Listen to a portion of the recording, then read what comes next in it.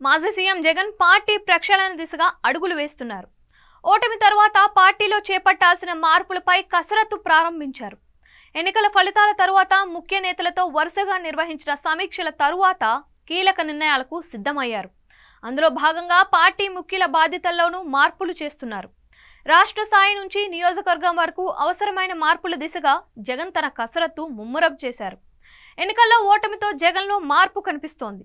సీఎంగా ఉన్న సమయంలో తాను తీసుకున్న నిర్ణయాలు, తన కోటరీ గురించి విమర్శలు రావడంతో దిద్దుబాటు చర్యలు మొదలుపెట్టారు. ముఖ్యమంత్రిగా జగన్ను కలవాలి అంటే నాడు సజ్జల, ధనుంజయ రెడ్డి వ్యవహరించిన తీరుపైన పలువురు మాజీ ఎమ్మెల్యేలు ఆగ్రహం వ్యక్తం చేశారు. ముఖ్యమంత్రిని కలిసే అవకాశం ఇవ్వలేదని వాపోయారు. పార్టీ నేతలు, సాధారణ జనంతో జగన్ దూరంగా ఉండడం కూడా వాస్తవాలు తెలుసుకోకుండా ఓటమికి కారణాలయ్యాయని పలువురు నేతలు పేర్కొన్నారు. దీంతో జగన్ తాను పార్టీ నేతలకు ఇక అందుబాటులో ఉండాలని డిసైడ్ అయ్యారు. తన క్యాంపు నివాసంలోనే పార్టీ కార్యాలయం ప్రారంభించారు. గతం కంటే భిన్నంగా తానే నేరుగా వరుసగా మీడియా సమావేశాలు నిర్వహిస్తున్నారు.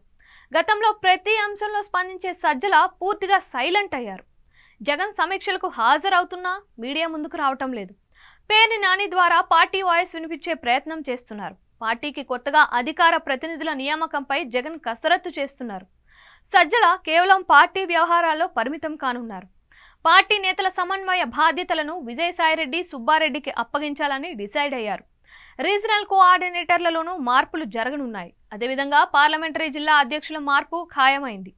గతంలో నియోజకవర్గాల ఇన్ఛార్జీలను మార్చి ఎన్నికల సమయంలో జగన్ ప్రయోగం చేశారు. అయితే పార్టీని పూర్తి స్థాయిలో ప్రక్షాళన చేస్తేనే సీనియర్లకు ప్రాధాన్యత ఇస్తూ, కోటరీ నేతలకు పరిమితులు ఖరారు చేస్తూ తాను ప్రతి సందర్భంలో అందుబాటులో ఉండేలా జగన్ కొత్త కార్యాచరణ ప్రకటనకు సిద్ధమయ్యారు.